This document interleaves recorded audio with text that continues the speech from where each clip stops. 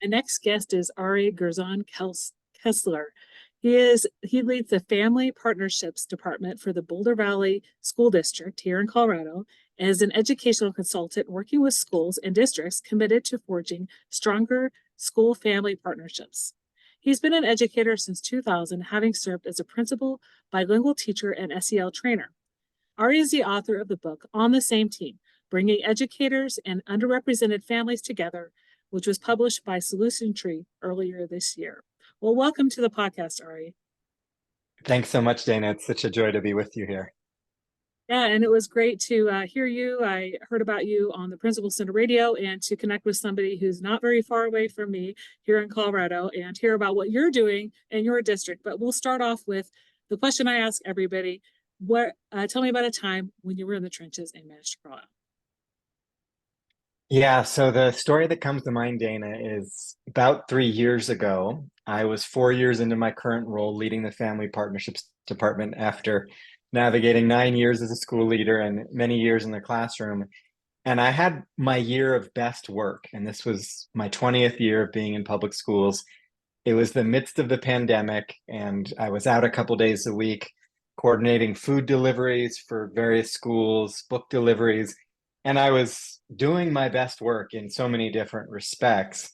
And at the end of that school year, the decision was essentially made to have me shift from a year-round director role to being a coordinator. Two other departments, same fate, as other financial things were happening and restructures were happening.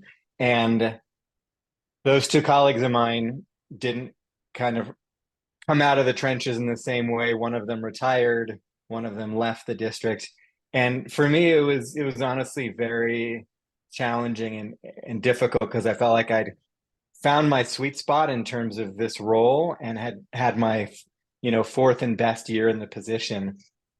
And then to have that happen somewhat abruptly was really challenging. And so the way I came out of the trenches, which now in retrospect, 3 years later, I'm so grateful it all happened, was it really allowed me to pivot to focus more deeply on the work that was most meaningful to me and impactful, these families and educator together teams, which are the heart of my book On the Same Team. And it allowed me to put more and more of my energy there because I was no longer a director. I didn't have to go to as many meetings that didn't often have a lot of relevance for me. And so I was really able to follow a lot of the leadership best practice in terms of do fewer things better with much more depth. As I've been reading about just this weekend in a book called Slow Productivity, which I don't know if it's ever going to be possible in public education to be slow with anything. But so that really now 3 years later to see that these teams began to flourish because we were able, and I was able to devote more like 90% of my job to cultivating these teams and working more closely with the team leaders. So one of the hardest professional experiences turned into the biggest blessing. I don't think I would have wrote the book if I hadn't had this opportunity to shift gears. So yeah, that's kind of the essence of a time I was definitely having to climb out of the trenches.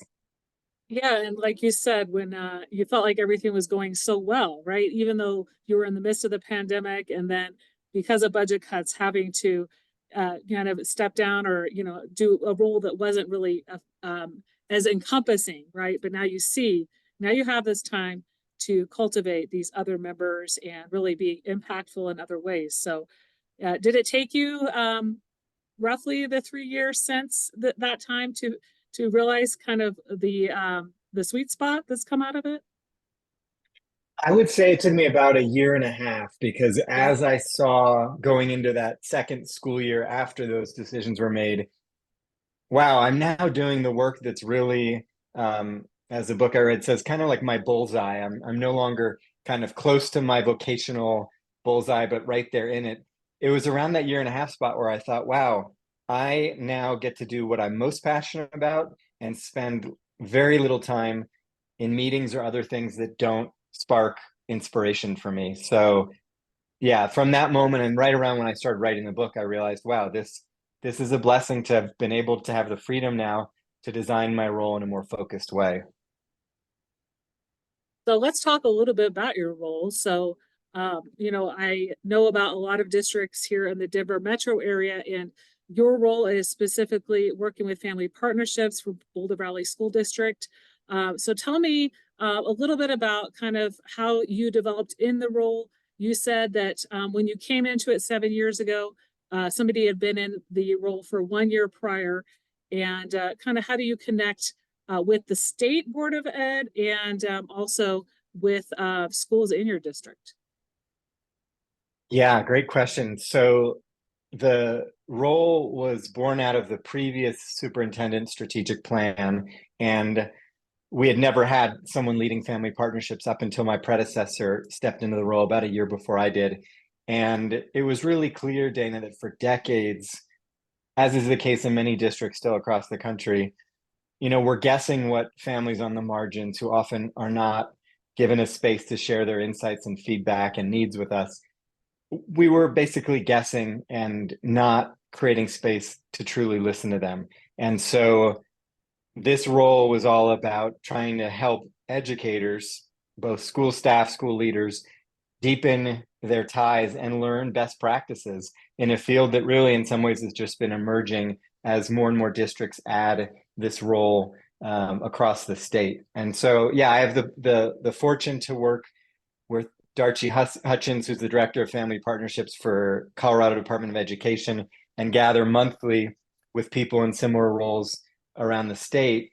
And in terms of my work with schools, early on, it was home visit trainings, a host of different things that were aimed at helping educators develop their competencies, because the research shows that the area that teachers feel least confident nationally is engaging with families. And it makes sense because we, in master's program, teacher training programs, there's so little preparation for teachers.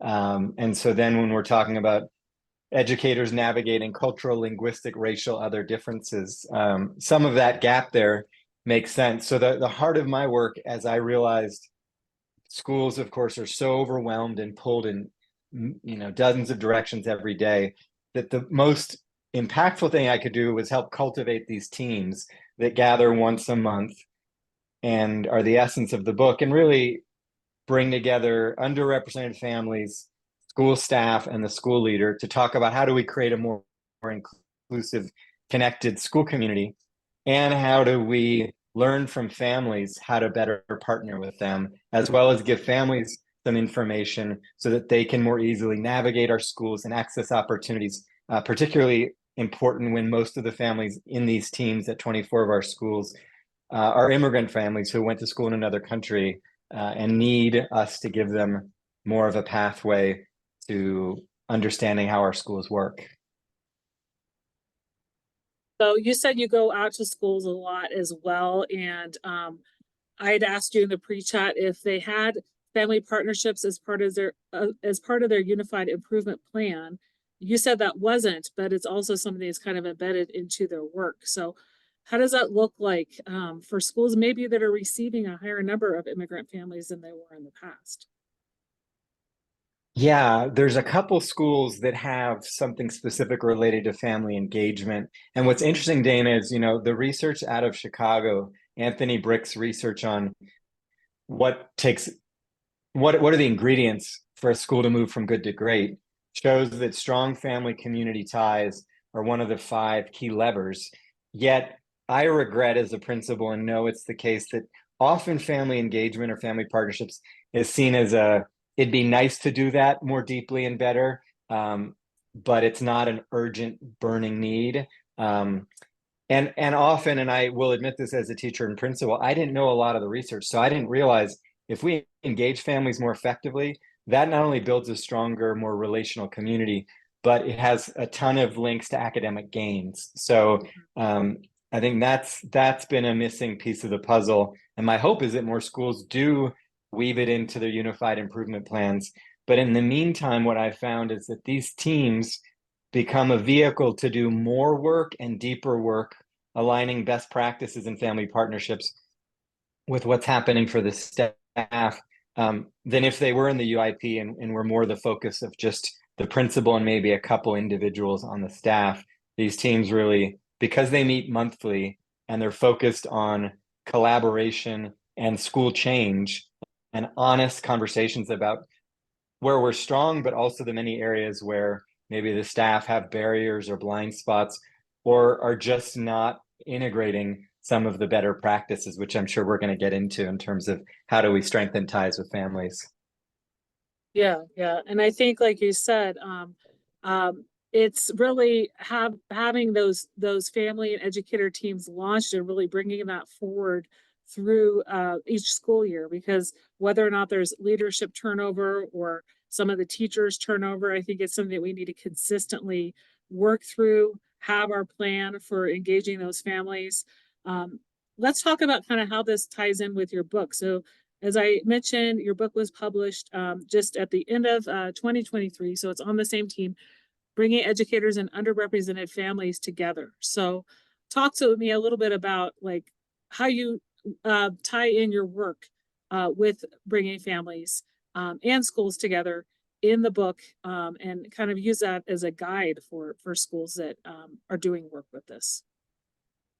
Yeah, guide is a great word, Dana, because my aim was, as I onboard new families and educator together leaders in our district, and teams pop up in different communities around the country, I wanted someone to be able to literally pick this up and read it in June and July and feel completely confident to launch a team. So, for instance, there's a chapter on how to build the foundation for a successful launch. There's a chapter on the 10 main elements of a great team leader.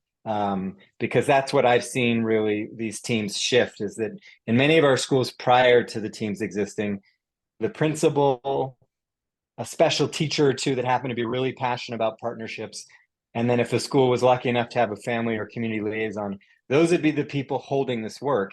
Yet we know that teachers have the most direct contact with families. So that's a part of the book, is how do we cultivate a team of leaders, both staff and then cultivate the parent leadership to really shift practice. I also in the book explore early on what are all the various existing barriers to partnerships. What does the research say about that? And then in more depth, what are all the benefits that I really wish as a principal or teacher I was aware of at the time, because I would have prioritized practices that are effective to partner with families. And then another piece, Dana, of the book that I think has been really helpful for readers so far is there's a number of case studies of talking about how do schools utilize these teams on a monthly basis to really drive transformative change. And you know, one school that comes to mind is a middle school where a mom said to us, and this meeting was held in Spanish, she said that essentially she just found out in April, this month we're recording, my kid's failing. Why didn't I know about that in January, February, or Yeah. March? That sparked the principal and the we call them FET, families and educators together leaders, to say, what do we do about this? And 6 months later, new school year, the principal's built in time every 6 weeks for staff to send texts to a handful of families where their child is, you know, got a D or an F, or there hasn't been ongoing communication. So easy solution. Teachers are not being asked to do anything on their own time. And that's just one concrete example of, we would not have made that shift most likely at that middle school had we not created that space to listen to parents. And just talking a little bit about the writing process of the book. So is this something you'd maybe started writing shortly after getting into your position, or was it more after that shift in the position responsibilities during the pandemic? And Yeah, okay. yeah, great question. Brings back good memories. Yeah, so the shift where I was fully focused on family partnerships enabled me to essentially in that 5th year discover that the 4 new teams we had launched at 4 different schools were thriving. And it was the first year in my 5 years where every school was thriving because we had implemented the lessons learned at hundreds of meetings over those prior years. And that was part of the inspiration, was realizing, wow, we kind of have a secret sauce here for ongoing strengthening of partnerships in a way that's desperately needed, and in any school community, because one of our schools, about 90% white, middle upper class, but the other 10% of families were feeling very much on the outside. So that was part of the spark. The other part was we finally figured out the right ingredients for each gathering. And I was getting home at 8 o'clock at night, uplifted and inspired, and journaling stories from that meeting. And I realized over time, once the Google document was up to 60, 70 pages, wow, I've got some stories here that combined with the how and the why to do this could really make a great book. And I've always, my first job was in a bookstore. I not only love reading, but writing's been a passion since I brought a typewriter into my fourth grade classroom. And I've had lots of both successes and disappointments as an author over the last 25 years, since leaving my undergrad years. So yeah, that was kind of how the book gained momentum, and it was really exciting to work with the publisher that I'd written the forward to another book for. And yeah, it's just, I mean, it's been arduous, much more work than I ever anticipated, and also equally rewarding. Yeah, that's interesting to see how, like, yeah, you were kind of born to be a writer. Like, as you said, my youngest sister was the same. Like, she had that typewriter she would type little stories on as like a Mm-hmm. second and third grader. So like Yeah, I had somebody in the house that was like that as well. And yeah, she's written a book for young girls, kind of a Bible study devotional. So yeah, no, it's yeah, born to be a writer. So my question also regarding just kind of your many years in education. So you've worked in education about as long as I have, about 24 years. And how has reaching out to parents shifted? You said you're doing a presentation on this later this month. And like, for those who are veteran educators, or maybe those who've been in the field 5 to 10 years, I mean, even in the last 5 to 10 years, reaching out to parents and getting responses from them is different than what it looked like before. yeah. And I think we're learning as we listen more to families what's best practice. And I think, one question I would encourage each listener to think about doing themselves, as well as fostering amongst their colleagues, is at the beginning of the school year, make it common practice to ask each family, how do you prefer to be communicated with?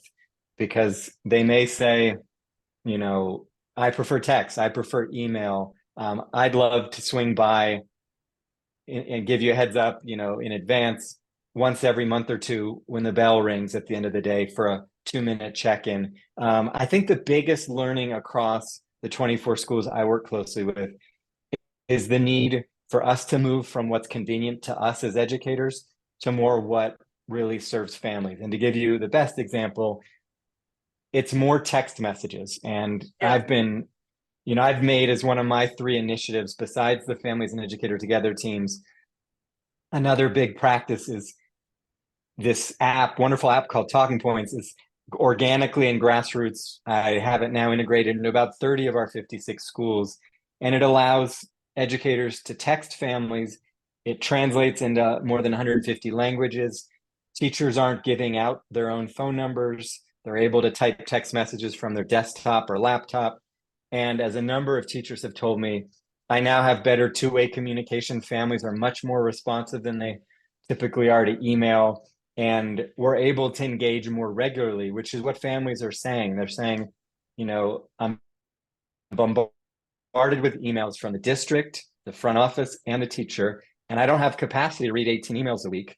Sure. But send a text that's going to pop up right on my phone, keep it brief, and I will respond, and I'll even initiate some of the communication myself. And getting rid of that language barrier has been huge. And I think in every district across the country, more of that two-way communication, which to me is, it's one of our 5 pillars of strong partnership practices. It's just essential.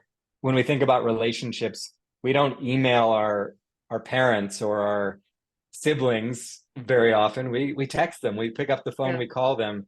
So we have to really overcome that reticence that's become part of, especially a lot of our middle and high schools, to pick up the phone. And families appreciate it. And there's efficient ways we can do it that honors how overwhelmed all of our educators are. Yeah, and I've used talking points in several districts, and I know there's different apps that people throughout the country use, but that's a great app to use, even if you don't need a translation, right? It just goes to people's texts. You know, sometimes you do have to download the app if they haven't already. But, you know, one thing I wanted to ask is we're recording this in the middle of state testing here in Colorado. When we're communicating with immigrant families regarding state assessments, I know we can do better because there's a lot of students that come and take the test that they've never been exposed to do how we, you know, the expectations are during you know, standardized testing and things like that. So what are some insights that maybe you have learned in this role in terms of communicating and just regarding just the necessity to show up and be on time, you know, well nourished and have a good night's sleep, or if they want to opt out, where they can access that information. Yeah. Well, a couple of things come to my mind from recent experiences. One is, and this is for, you know, everything universally, as we were just talking about with the texting, communicate information in multiple channels. So not just in the newsletter, you know, have it available through those various channels. Put it in really straightforward, clear language. I've been reading a couple books about school family communication, and they say we tend to be way too intricate and complex in what we write. And they actually advise to write for a 4th to 6th grade reading audience. And that's not to be condescending to parents. That's to put it in really language that can be understood. Another piece related to that is, you know, for us to read it aloud from the lens almost to ourselves of a parent reading it. Are they going to understand all the acronyms? How can we get away from acronyms? And then how can we, Dana, find opportunities in person to talk through the meaning of the test? I was at a Families and Educator Together meeting last week, and we used our family learning time to spend 5 minutes giving an overview of CMAS, explaining what the topics that will be tested, the window, what it means for the school, what it means for the teacher as feedback, and then the significance for the student. And a number of parents just said, wow, I see stuff left and right with the phrase CMAS, but none of the content is really comprehensible. Us just talking about it for 5 minutes at this team gathering and this space to ask you all questions has illuminated not only the elements of what it is, but like you said, how can we prepare our child? And, you know, the last piece I'll share, and this was from a team meeting at a middle school about 4 years ago, we literally had the principal making an announcement during our quick updates part of the beginning phase of a meeting, explaining here's what opt out means, and here's, you know, some reasons why I would encourage you to think about having your child take the test. It led, we put aside the agenda that whole night. It led to a 40-minute rich conversation about achievement and opportunity gaps and what they looked like currently in that school, why they existed, some of the barriers the staff hadn't thought about, and just rich, spontaneous dialogue. So that's where creating a space to talk about something as confusing as opting out suddenly can become a space of real deep mutual learning for both families and educators. Yeah, and I really see how like just taking that time, having it like an open house, having a place where parents can come and submit their questions. And I think, like you said, rating it to an audience that is very simple and straightforward, because a lot of the communications that we send out is edu speak. And as educators, like if you're a parent and you're receiving a communication from your child's school and you're an educator, you can understand it. But you know, putting yourself in the shoes of somebody who does not work in education, like you said, I don't think there's enough Yeah. districts that actually do that and think like, what about a parent that is new to the state, new to the country, has no idea what this is, right? It's really, it doesn't take that much of a shift, but it's really kind of changing your thinking patterns around how to communicate. Yes. Well, and just quickly, Dana, you're reminding me of a practice that I haven't been pushing much in schools yet, but you're reminding me that it surfaced over winter break as I read this book about better communication with families, is I would recommend to every principal any school, parents are always eager to volunteer and help. Yeah. Identify one parent that more reflects kind of the mainstream demographic of your school, and then another parent leader who represents more the underrepresented families in the community, and ask them to be the proofreaders of some of the vital communication. I mean, we just on our FET teams, we just had a number of teams that told the principal, your newsletter is too long and too intricate. And collectively, we defined a 2.0 version. So that's wonderful when you have a team structure. But in the meantime, for a lot of schools, those two parents could give a ton of feedback to the principal so that the final version that goes out to families is much more accessible and enjoyable and meaningful for families to read. Yeah, that's really good advice for principals to, have those parents that would like to give a little bit of feedback. And, because the more they're able to access the information, the more engaged they are, and it doesn't just be something that goes into their email trash and doesn't get read at all. So you're also working with other school districts and helping them shift their partnerships. So, what are some of your thoughts in terms of helping other districts or districts in other states deepen their work and strengthen their family partnerships? Yeah, thanks. I mean, I'm really excited because there's, some great community schools work happening across our country. And as I recently talked to a colleague doing some fantastic work in New Mexico around that, he was mentioning, one of the pillars of community schools is strengthening the school family partnerships. It's not simply wraparound services for families and students. So I'm interested in partnering more closely with the schools that have that community schools model. I also know from these families and educator together teams where the principals reach out to me and say, we're ready to launch a team, that I'm hungry to work with schools that know and want to do deeper partnership work because they're aware of the host of benefits and they're not having to do a whole lot of convincing of their staff, that they've already got a couple staff eager to figure out how do we take this work to the next level. And I feel like after attending, probably 900 gatherings at a variety of schools over the last 7 years, as I've conveyed in the book, there's just a lot of ingredients and elements that can ensure that that work is done deeply and meaningfully. And I'm, eager to work with schools too. I know a national issue right now is chronic absenteeism. And as we try to move forward out of the pandemic, a lot of districts, their numbers for chronic absenteeism, which is 10 absences or more a year, has doubled or more. And I think partnering with families is absolutely one of the best pathways to reduce absenteeism. And we know if they're not at school, it doesn't matter how beautiful our instructional practices are. So that's an area I'm also beginning to work with some schools in different states, is how do we apply these best partnership practices so they benefit academic outcomes, support attendance, and build a stronger sense of community? Because, as the research also says, Dana, teachers, because this is another national issue, teachers are leaving the profession. I know I saw an article in the Wall Street Journal a month ago that looked at 5 states, and the numbers are still near the peak in terms of teachers leaving the profession.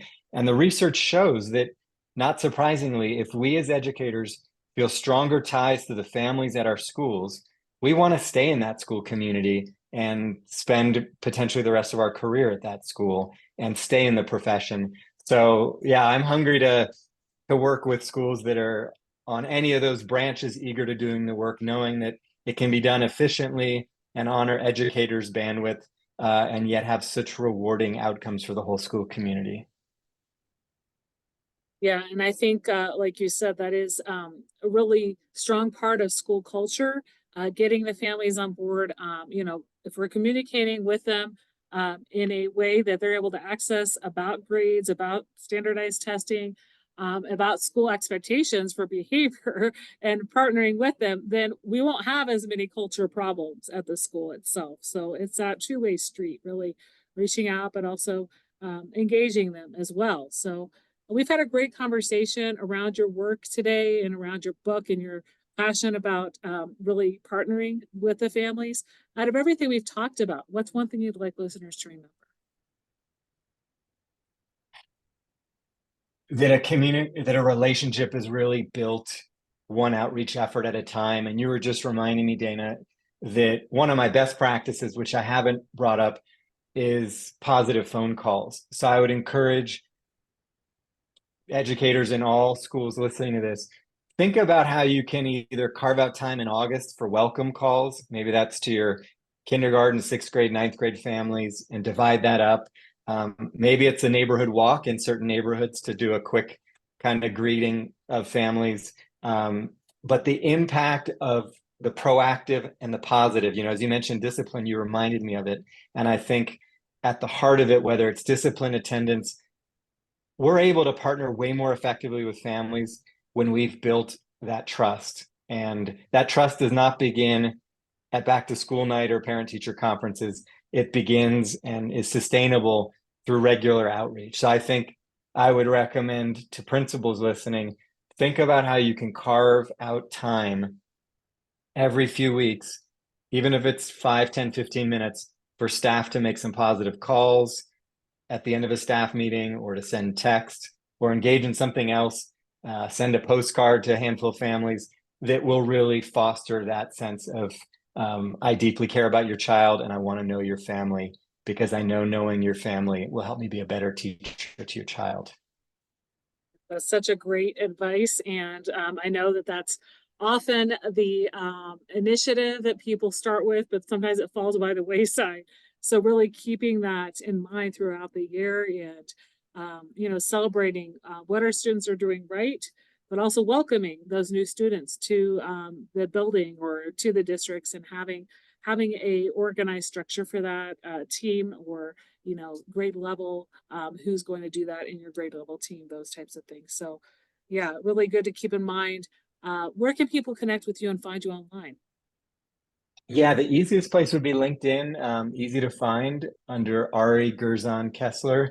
And folks are also welcome to email me directly, arigerzon@gmail.com. But LinkedIn is easy because things don't get buried in the inbox. And that's an easy pathway to connect. And I'm really here to, whether it's coaching support, whether it's presentations, or helping schools launch these teams that really make the work ongoing and impactful and sustainable. It's what my passion is right now, to see the great work we've done locally really ripple out, knowing that every school community needs this kind of prioritization of school family partnerships. Well, it's been a pleasure having you on the Out of the Trenches podcast today. Thanks so much. It's such a pleasure, Dana. Thanks so much for the wonderful conversation.